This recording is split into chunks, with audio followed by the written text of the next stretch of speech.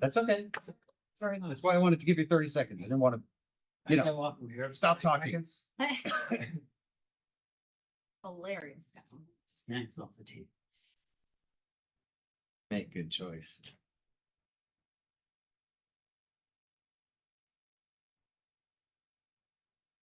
All right, Renee. Recording in progress. Good. Good evening, everyone. It is Tuesday, December 16th, 2025. I'd like to call the Southwest Vermont Supervisory Union Board of Directors meeting to order. Let's see, before we get for minutes, can we just go around the room and announce who's here from the board?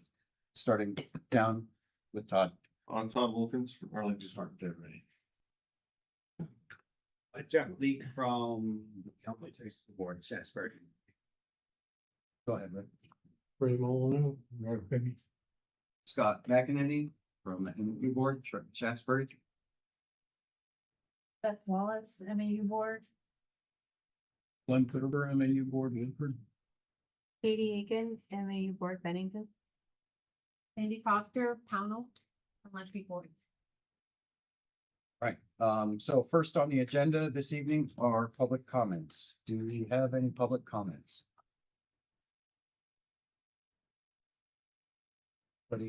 Nobody online?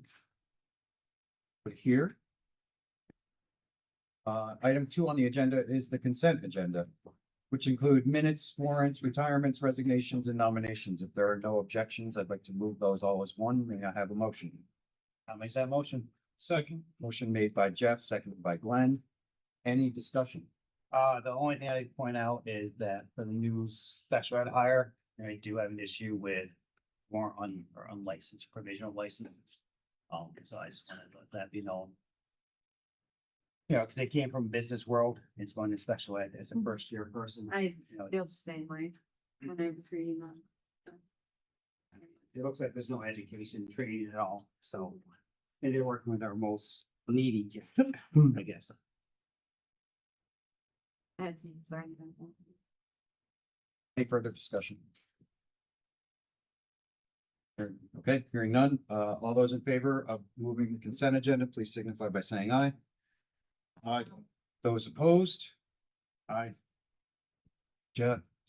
Aye is opposed. Any abstentions? Right, item 4 on the agenda.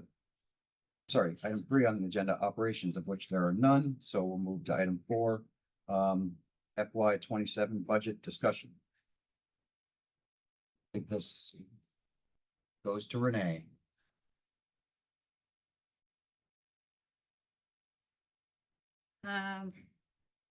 So what I have to actually present tonight is a little bit different than what's in the packet. Hopefully it's going to be in a somewhat more digestible format for you.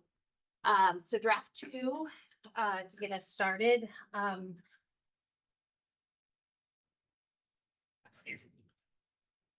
Made another pass through all of our staffing, pretty much all the budget. Since we last met, I did have a meeting with my colleagues across the state. We did have an update from VHI, the Vermont Education Health Initiative. The health insurance rates, we had in the first draft of the budget at 8%. Based on what they said on Friday, they're feeling pretty comfortable with what's happening with their back and forth between the Department of Federal Regulation. As I mentioned actually last night, since I've been in this role, this is my 10th budget season, I haven't seen DFR push back on VHI to change their rates the way that they have submitted them. So I did pull back from 8% down to the 7.4 on the gold CDHP. And then the other one is a 6.6 increase on the silver CDHP. So that is in this draft. However, with that, they also told us that the dental rates, which have been flat for the past several years, are going up 8%. So those are factored in. The Vermont Municipal Employees Retirement System is also increasing 0.25%. next year as it has been for the past several years. So that has been factored in.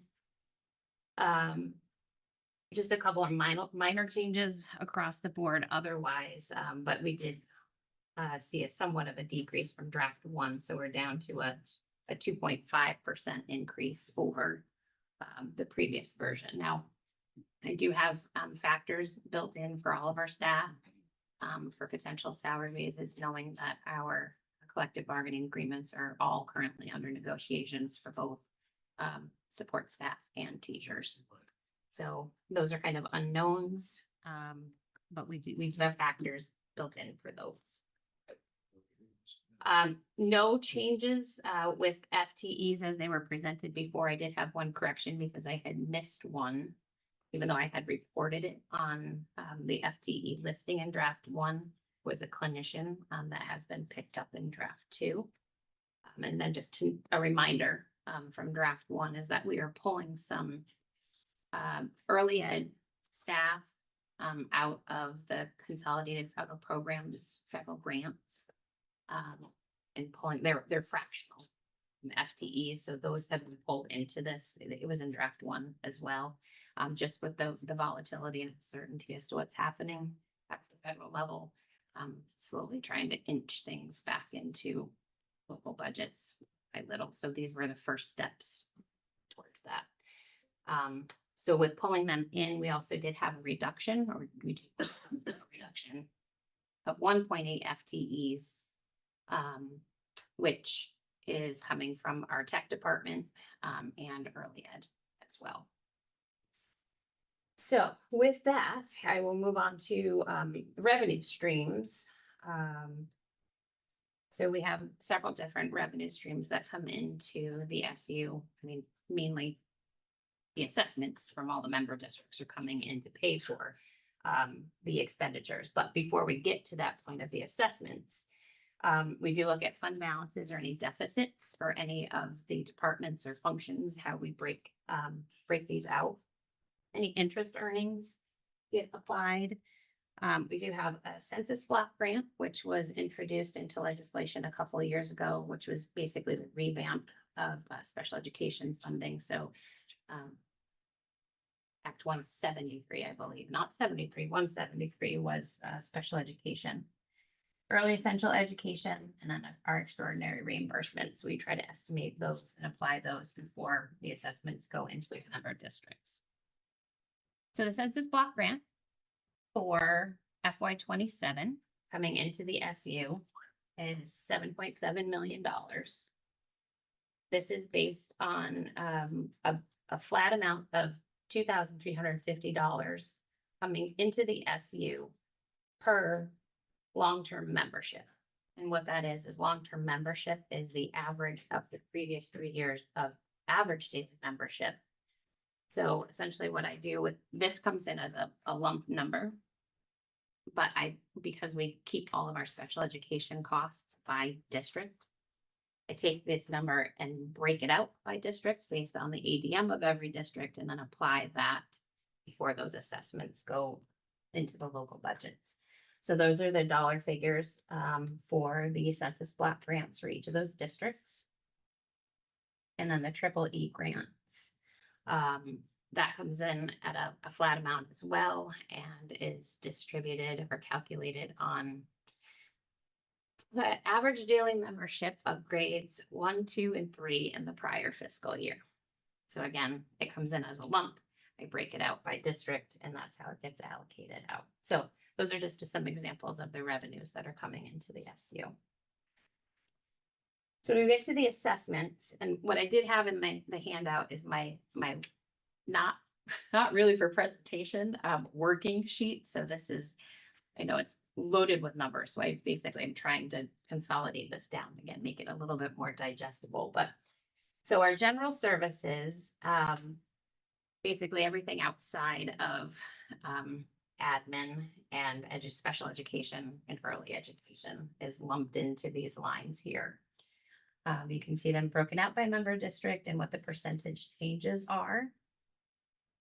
Not every single one of these categories applies to every single district. So those of you that are actually looking at that really big 11 by 17 sheet, you'll see there are some spots where there are holes and no values in there. And it's either because it doesn't apply to that district or they're a non-operating district.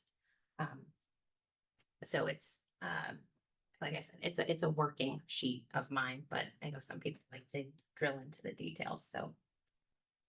Then we get into special education and early education. So these are the totals and the changes across the board. Special education administration assessments for each of the districts. This is just for the admin costs associated with those folks basically working out of this office. So any associate directors that are in buildings or serving a particular district, those are built into the special education costs of that district. The special education services, so this is covering everything else for every member district. And again, we are budgeting these based on districts. So it's the staff that are serving in the schools of these districts and or serving the children that are members of these school districts. Triple E numbers. And just kind of a side note of Triple E, which is early essential education. So this is the special education portion of early ed. The costs that are assessed out proportionately are shared and carried actually at the SU, which prior to Arlington and Sandgate joining us. So that remains intact. Those costs are shared between North Bennington and SVUESD. The other costs that are also part of the SVSU budget, however, they're mainly based out of the Arlington schools, but we do have some other learners that are outsourced with Sandgate, so we're tracking those separately. So just so you're aware that some of it's proportional, some of it's not, and that's how this sheet kind of keeps getting longer and longer and longer because we're breaking things out more and more to track things by district. And then our pre-K numbers, because Sandgate and Arlington do carry their pre-K costs in their local budgets. The only assessments for pre-K services are to North Bennington and SVUESD. So, just to kind of share where we are in terms of at the point in the year, we are at version 8 right now of long-term weighted ADM. What I have here are 2 member districts showing what our ADM has looked like since FY20. ADM, average daily membership, in which that means is our census period, which is days 11 to 30 of every school year. So this number gets averaged with the prior year's ADM, and then weights get applied for our long-term weighted ADM, which is what we see at our local districts, kind of working into the long mathematical equation of how we get to our tax rates. And these are the other member districts and what's happening with their ADMs.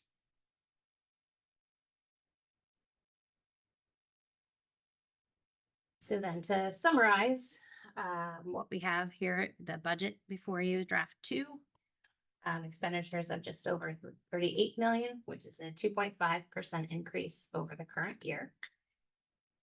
The assessments to the member districts are 20.6 million, which is just a 0.3% increase over the current year, less than $53,000 across the board. And long-term weighted average daily memberships, not just the ADM per district, but this is long-term weighted. So it's the 2-year average plus the weights being applied. As of version 6, which I did say we were up to version 8 as of yesterday, I suspect we'll probably have more versions coming.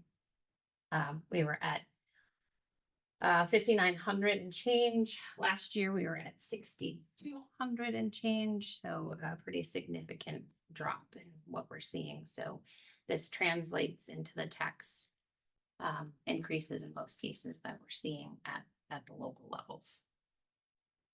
So that that is what I have. Happy to answer any questions.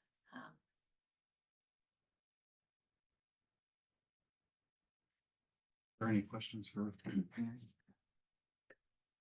What factors are contributing to additional burdens?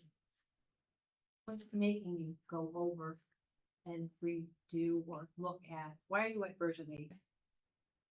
Oh, it's not me, it's the state. Got it, thank you. Yeah, so they pull data regularly out of our student information systems.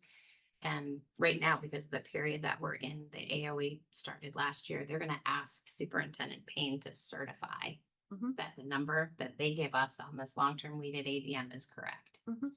So, started late November. So as soon as those data files are available, I download them and send them to our data folks, and they've been scouring through, making sure that our data is correct with what's in our student information system. And there've been iterations, where numbers are getting better, numbers are getting worse, trying to figure out why that is. We have, been advised that there was a change at the federal level of what qualifies for poverty. They shifted that by 3%. So people that, or families that were previously on the cusp of qualifying no longer do. So that's really hitting the weighted average daily membership, in addition to just our student counts going down. I have a question in that regard, and I realize there may be an obvious answer, but has there been any real analysis done on contributing factors, or why the ADM continues to decline? And, you know, people moving away or people not moving into the area is certainly the obvious one, but people choosing to go to private schools versus, you know, is there greater data? Birth rates are down too. I was on 2 separate phone calls yesterday. With superintendents spanning the length of the state. Everybody had the same concerns about ADM. The reclassification at the federal level was not clearly communicated to folks. So the first initial, and I remember Renee and I having this conversation too, was like, maybe we didn't do our count well, and we went back and just went back through the numbers, but that seems to be a statewide concern that the marker got moved. So that drops. We didn't miraculously have more folks rise out of poverty. They just classified them in a different. So that's one factor. And the other one is this matches the graph that Renee shared with you. That matches the Vermont trend, which is fewer kids across districts. Then the poverty also is impacting Medicaid. So those families that were qualifying for Medicaid may have fallen off qualifying as well. So they dropped the federal poverty level down then? No, they raised it up, so yeah. No, it's hard to get on. And that was a federal decision. Will that happen again in January? Because usually they update it in January. I speak to what's gonna happen at the federal level. Does have a real world impact on this stuff, but it's not weighting kids as it did even last year. So you're seeing less weight for and fewer kids and lower. Yeah, it just impacts your taxes as well. Thank you, Renee. Any other questions before we? There is a request. Yeah, like if you are, we need to get this set so we can lock things in. So if we either need some direction on what you want to see in a subsequent version, or if you're satisfied with this and care to vote on it tonight, certainly do that. I have one other question. I apologize if this was asked in a previous meeting, but can you speak a little bit about the jump in contracted services?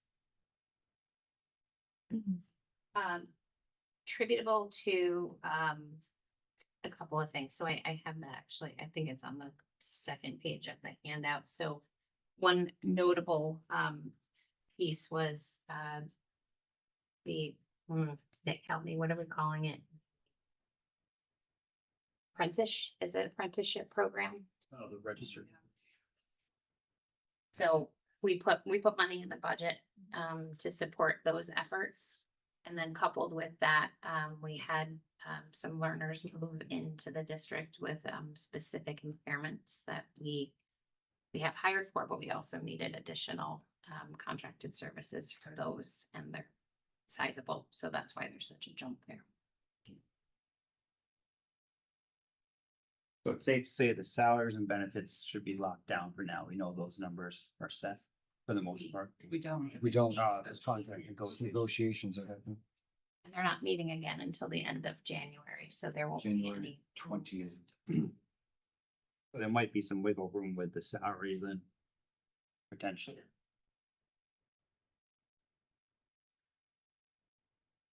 And then Well, if you wanted to wait until after they meet again, that's gonna bottleneck everybody else, because you would have to vote, I'd have to rerun all the numbers.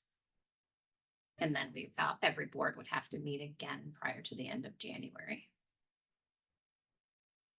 And we'd have to get I would not recommend we wait. Right, flipping to the dental, I know you said there was an 8% increase. Is it true, generally speaking, that dental is less than would be for other insurances? Even though it's 8%, it just sounds bad. Thank you. But I mean, it has been flat for probably 4 or 5 years, if not longer. So, and it wasn't jump, it was a jump. And also since then, I think, dental is now available to a greater population of our employees. So it could have potentially had a greater impact, but thankfully it really didn't, but it has been adjusted. Thank you. I didn't print all of the sheets. On the income side of things for carryover, underspend, fund balance carrying over, where are we with that and what's being built into this budget? So we track that by, my auditors think we're nuts, the way that there are so many categories, but we actually do break down all of the budgets, all of the spending by all of these categories, and then track them back. So my second page of this is really not prepared, which is not included in the stuff, but that's where all these numbers go. So by each, whether it's function, it's fund and function probably, I put all those fund balances that we have available in. I also allocate, if we have interest earnings, which we did, those pretty much stay within the general fund, so they're helping to offset our costs of my department, next department, administration. The fund balances varied greatly this year. Notably, Arlington had a significant fund balance for their special education for this current year, over $300,000. It's down to $22,000 for use for next year. So that's why Arlington is seeing such a jump in their special education costs. Some of the heftier fund balances remain with special education. So those get applied by, I'm looking right now at SVU, ESD, and Mount Anthony. So I've really been trying to work to pull back on what we're budgeting, along with early education. Megan recognized that they have a dwindling enrollment with pre-K as well. So we've reduced our what we're budgeting there, because we've consistently had excess funds for our pre-K tuition, which impacts North Bennington and SVU ESD.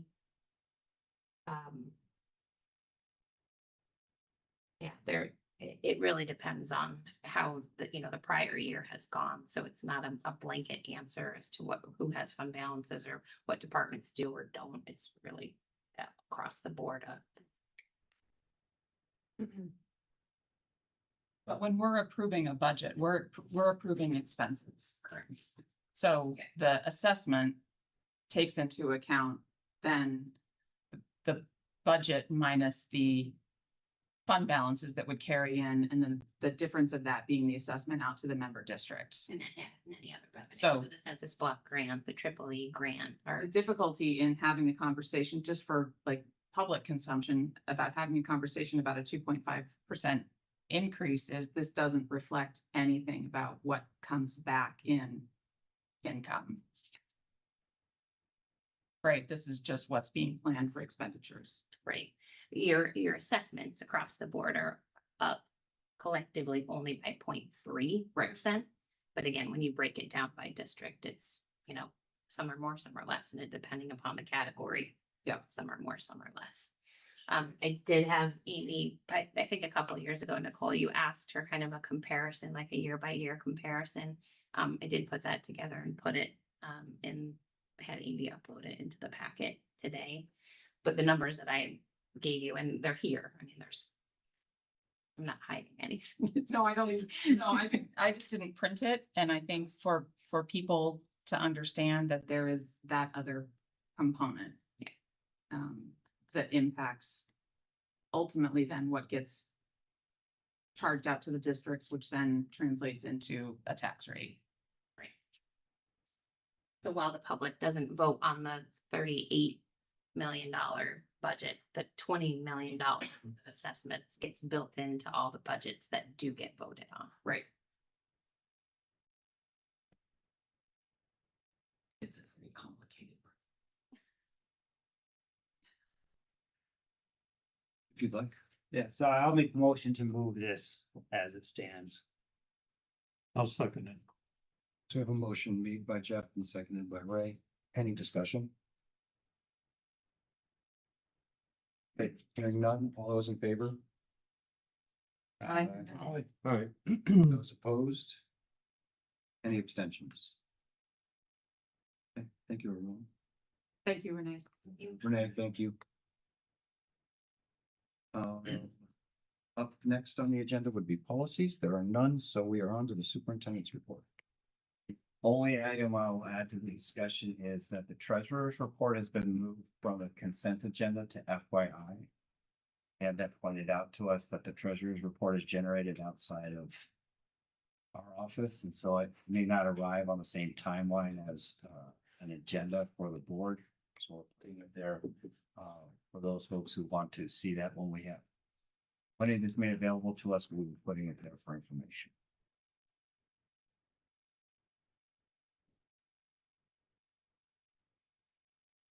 You're all set? All set. Okay. Up next would be chair's report. I have two things. First one is, it's been alluded to. I am sitting on the negotiation committee with teachers and support staff. We are making progress, but there is still work to do. We met most recently last night, and as was mentioned, we have our next meeting on January 20th, so there will be more to come there. And then the next item that I would have would be X 73. We all have been hearing an awful lot about X 73 for quite some time. When we thought there would be some clarity, there continues to be, excuse me, more flux coming from the state.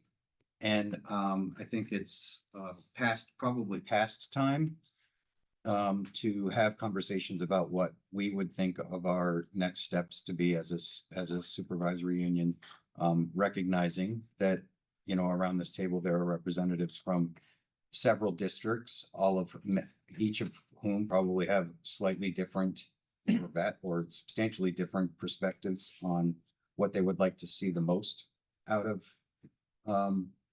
from a recommendation perspective from us, from this body to the state. And so I've talked with Superintendent Payne about a process for collecting data, collecting information from the constituents and ourselves to help shape what that looks like. So I'll turn it over to Superintendent Payne to share a little more color on that. Sure. If you would be willing. Really quickly there, I sat in 3 separate Zoom meetings yesterday The first one was a regional superintendents group. So these are superintendents from Rutland to us. And then we moved into a conversation with representative elected officials, mostly from the Rutland area. We did have a few folks representing Manchester in that group. And then that rolled into a statewide superintendent's conversation. Nothing, I wouldn't say anything revolutionary coming out of that. For the regional group, most of us are in the midst of budget, all of us are in the midst of budget. So kind of a consistent theme came out of whatever changes Act 73 or other that the legislature visit, some consistency, some predictability around the budgeting process would be really helpful. We are not the only district that is struggling with increases, and as a smaller group of us, there's about 8 of us, we all were pretty consistent on this. Would be really helpful if we could move toward a system that is transparent, that is predictable, and doesn't cause stress every year for folks. No magic answers out of that. In talking to the elected officials, they did a lot of listening. Only a couple of them asked clarifying questions. There was a comment made about they were aware that they bought down the tax rate last year. I was a little concerned as one member said they weren't aware that it was going to put us in a hole for this year. I couldn't see that jump. I can't imagine they wouldn't have had that explained to them, but the governor and the legislature buying down the tax rate last year was helpful in the immediate, but it has caused challenges this year. So at the statewide level, I'll just share with the Superintendent's Association, the council that we received, and we are working with an interim executive director as our executive director is on leave, maternity leave. They counseled to wait and see. First 2 weeks of the legislative session, I think everybody is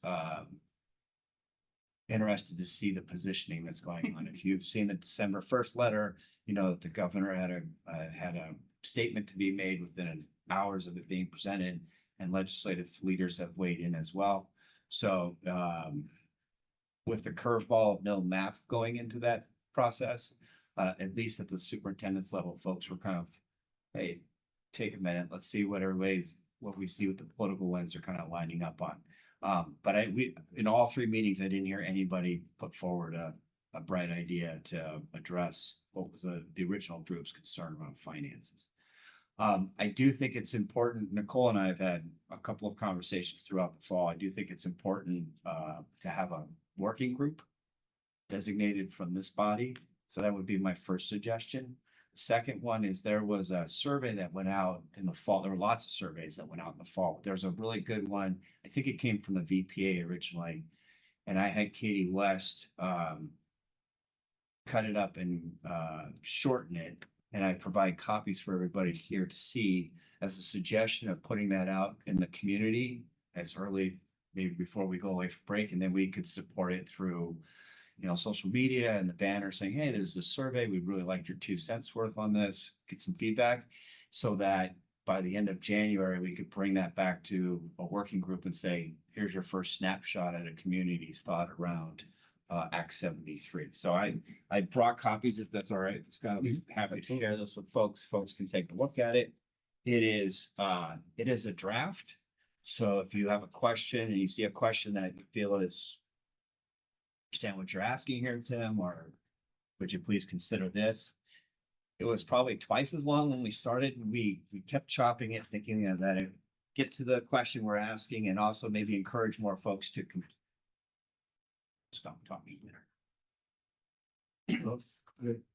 As a matter of fact, there was a input into the report that the redistricting put together. Yeah. To begin with. Yep, absolutely.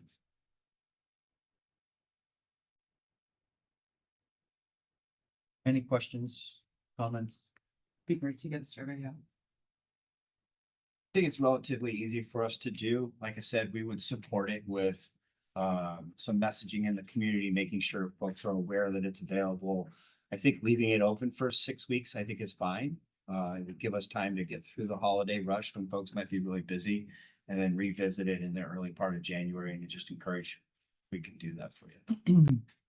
I would say that these Line 2 and 3 are gonna give you a great, data set of who's thinking what. And then how to best target, information to that demographic. I would say that the last two questions, well, two, 6 and 7. 8 doesn't have any. The notion of a district is pretty amorphous based on what Act 73 means. Okay. They talk about districts and it's not clear what they're talking about. So I don't know if that's gonna mean something to people, but hopefully it will. Or they'll ask, maybe you should have a helpline.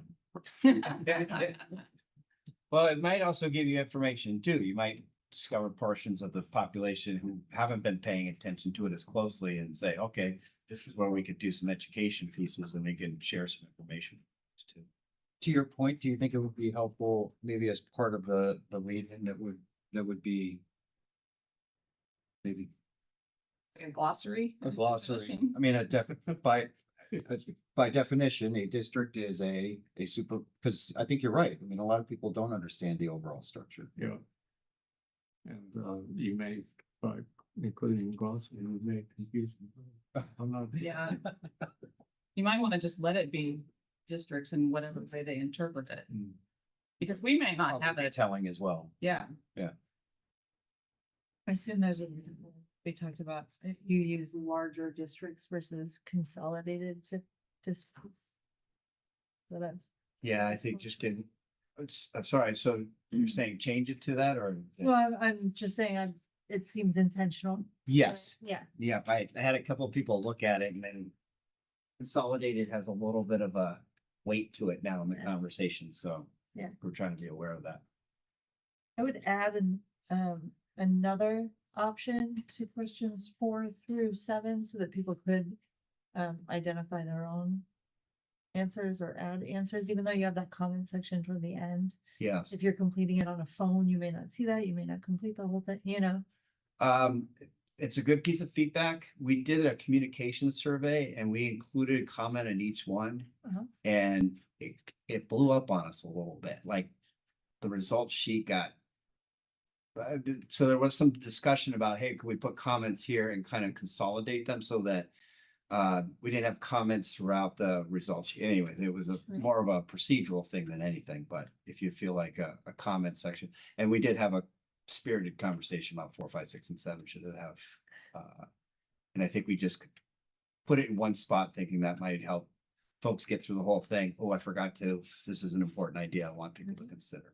The only thing I think about that, and depending on like what form you're using, whether it looks like a Google form, other with an option for comment is a little bit different than adding a whole other field for comment. Oh, It consolidates it a little bit. And the reason I would suggest that is because then it's less leading. Like here, we've generated all of these potential, harms of larger districts. Check which ones you agree with. Without offering, like maybe there's something we haven't identified. Again, you could do that at the end, but it's less Understood. specific. Okay, I'm happy to go back and take a look at that. And this list of 4, 4, 5, 6, 7, the choices, that came directly from the survey that we found, so we're hoping to. State survey, right? Or- Yes, so we're using something that's been used before on the public, so I just, you are correct, we may have missed something, but I just want to be clear, we're not taking ownership of being that bright and having that many options for every question. Right, it sounds like you were good. You're good? No, I think that answered my question. Is there any chance an extra one sitting in front of somebody? Yes.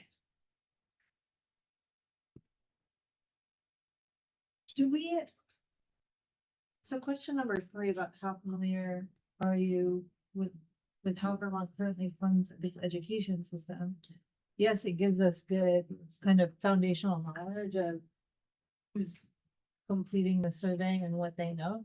But do we have any plan for how that data could inform, community engagement opportunities that we've talked about as one to elevate and concentrate on as a board? Well, I think it's a great, it's a great point, and I've heard multiple people talk about the presentation Superintendent Payne gave to Select Board, Yes. talking about the funding of the education system and how many people, may think they know, Right. but probably truly don't. I mean, I think that a core part, I would say that if we are developing a working committee, a core part of that would be helping to continue to educate people about how the current system functions. Even, it doesn't have to be super involved right from the start either. If it was a recording of Renee's, training that she does for new board members that was just posted on our website.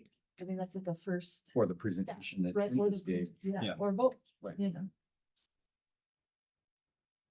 Well, one thing I think is never clear is how much money we actually really spend. Because, we talk about tax money, but a lot of it is tax money from the larger polity, which is the United States federal government. And that gets spent, and it's not accounted for in this budget per se, because it comes in and it gets distributed and used, some of it, it's just not in the budget. It's there, we spend it. I'm thinking of like IDEA, and other monies that come in that we do spend and use appropriately and report. But they're never accounted for in the part that we see going to the public. And I think the public should understand how much is actually being spent in totality. We never talk about that because it's not, we vote on having those programs, but we don't vote on those programs as part of the budget because they're grant monies. Yeah. On question 4, is it possible, I think it's great that we have personable educators, but I think it's wonderful that we have great educators that are teaching. So is there another box that we could share that people share that our teachers are lovely and they're knowledgeable and they're sharing their wisdom with our children? Are you recommending just changing personable to something that's a little more affirming? I think it's nice to have personable people as well. And I think it's also nice that we have great teachers. Highly qualified or qualified.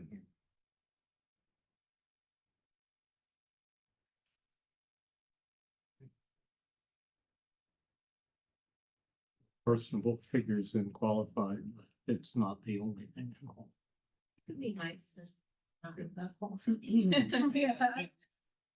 Definitely helps, kids in elementary school, they've got a personable chief. Did I miss, what the, thing you're going to supplement this opening paragraph? Or maybe not, but is there a description of what Act 73 is that will accompany this? We talked about that and we didn't want to put it on the survey and then folks can say, I'm fully aware of Act 73. I think that was, and again, we honestly, we took a look at a survey and we said, here's their introduction. Here are the questions we feel would be helpful as a first step to a working group. I'm happy to, I would think I think my thinking is as we start to educate the community about Act 73 and how it could impact us and what do we want to, this group would then be telling us, what are we advocating for? What do we want to maintain? I would think this is just a first step, but I'd be happy to come back if you get results back and people, an overwhelming group are like, I have no idea how to explain Act 73, then that would be, all right, we need to do some work to get that out there to folks understand. But But how about in a effort to keep us moving and not look through feel the need to go through all these questions now and give feedback. If you want to take these home with you, look through, provide feedback to me directly. I can work with Superintendent Payne on getting comments added. And we can move. is the suggestion, someone made a suggestion, is everybody okay with getting it ready to be published? The 19th is this Friday. Do we want to put it out over the holiday? And I mean, it's ready to go. I'm happy to edit and add things, but is the group comfortable with us putting it out there, letting it sit over the vacation? Folks will have some time to do it. And then we can absolutely reinforce it throughout January. Hey, the survey's available. I am fine this week. I would point out that one thing it does not mention is the actual report of the redistricting committee, which is out there. Yep. And, I'm not sure it's out there publicly very well, but it's certainly with the legislature. And according to Will Greer, maybe it's just the House he's talking about. Well, maybe it's the overall legislature. They're sort of going to run with it, or they're going to at least take it up and review it. Because it's the only report we got. It does have a map in it, although it's not a specific. It's large districts, just like the governor requested, but they're large for a different purpose. Different set of actions. So is there a place on your survey where you could, because you have a whole section on the SVSU site about Act 73? Yeah. Is there a place on the survey that could take you back to that site and link to the? I was gonna do two things with that suggestion. I think we should update the Act 73 button and take the maps Don't off. have that, Yeah, that report Yeah, on December 1st, do you? and we can put the redistricting committee's report in Yeah. because Yeah. it's finally in a I think you should. form. So if it's all right at the end, I would, again, I want to get a kind of a more accurate picture of where people are, but if they Yep. get to the end and they get to comments, we could put a star. You can find more resources on the SVSU's website here. Yep. Have them click, and what I'll do is I'll remove the maps, if everybody's all right with that. And plug in the redistricting committee's report. great. Got Yeah, definitely refer them to a place where we can get them. it. Yep. I will make sure there's a link available to them at the end. And, you might sort of highlight that at the beginning too. Maybe they'll review it before they fill out the survey. Be a little more informed. I hope Well, so then thinking about this potential working committee, is that something that we should have outlined tonight? Something that Oh, we should work toward? I think we can work to it. Can this be the committee? Can it be? It's totally up to you guys. And all you have to do is tell me, hey, we're gonna have a working group.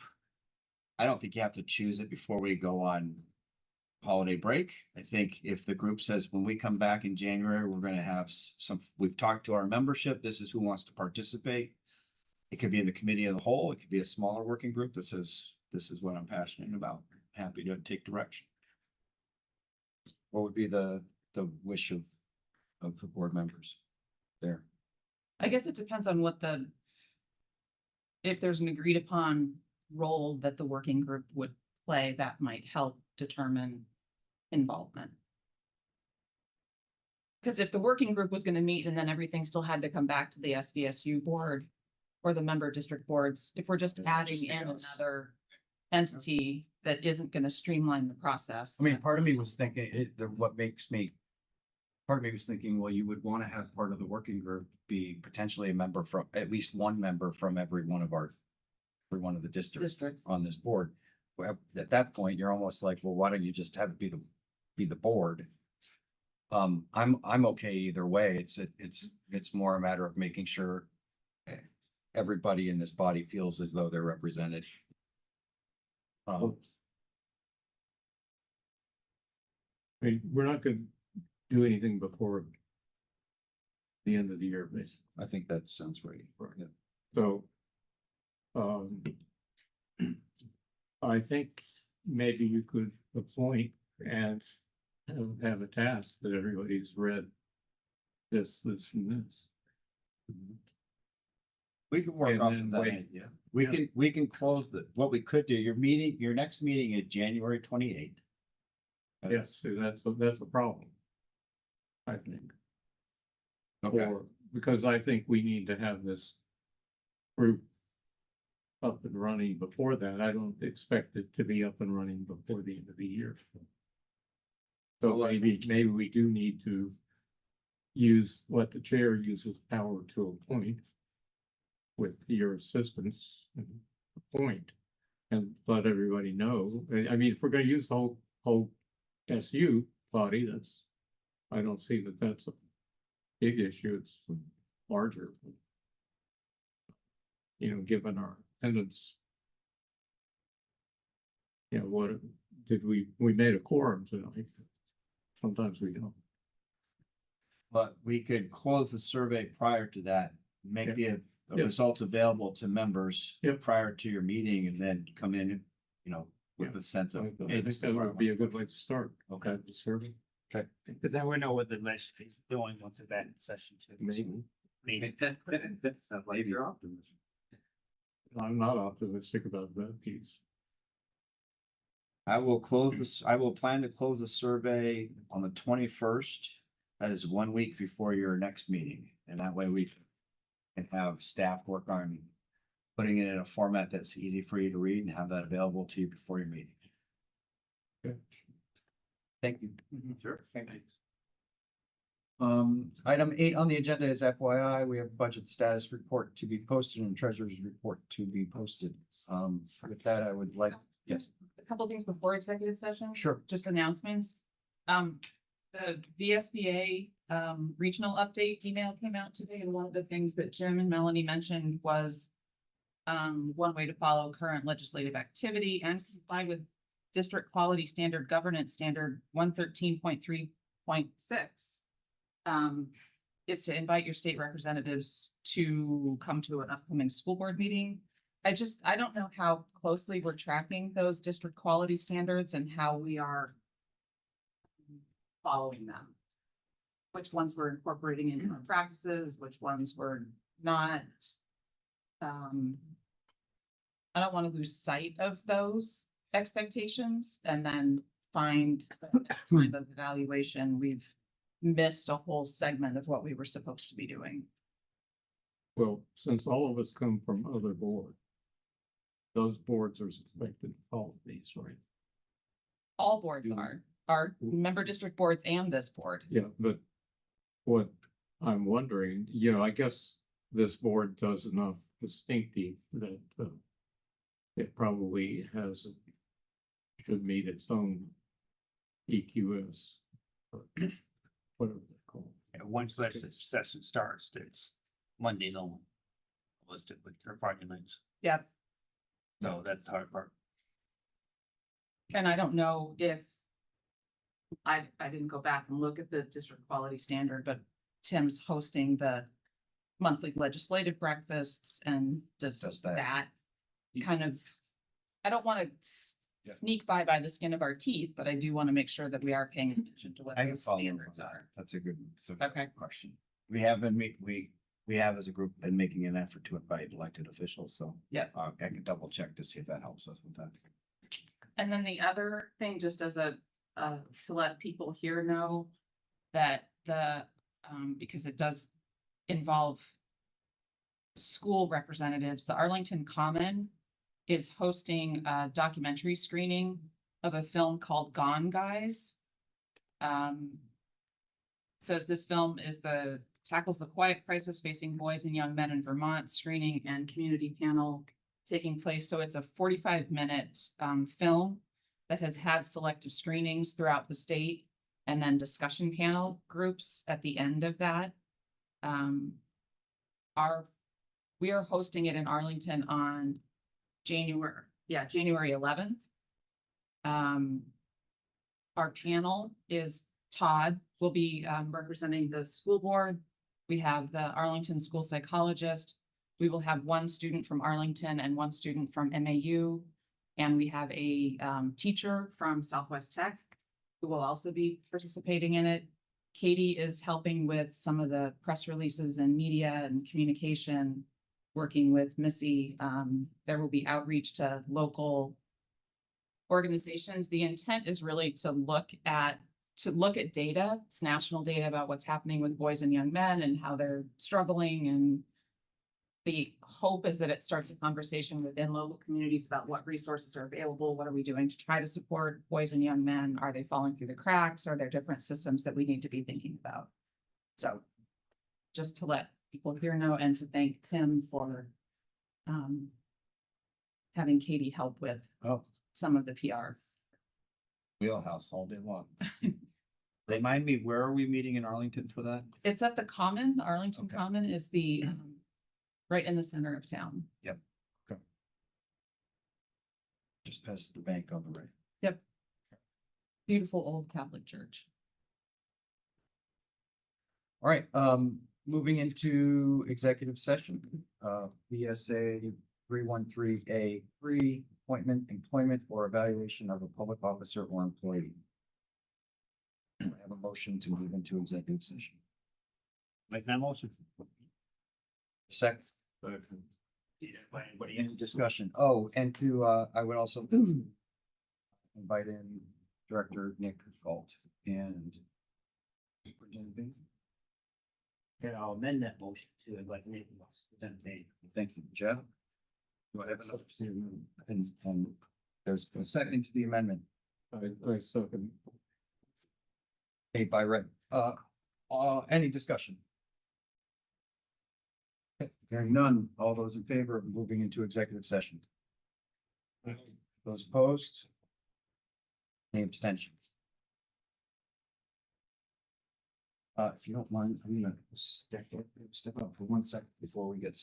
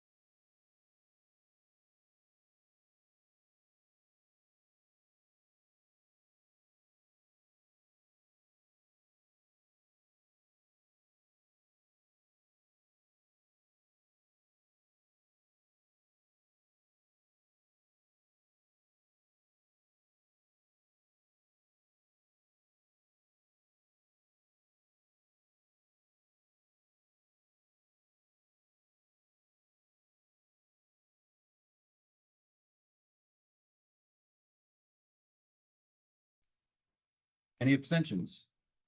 Thank you, everyone. Everybody travel safe and have a happy holiday. Recording stopped. Yeah, I got you.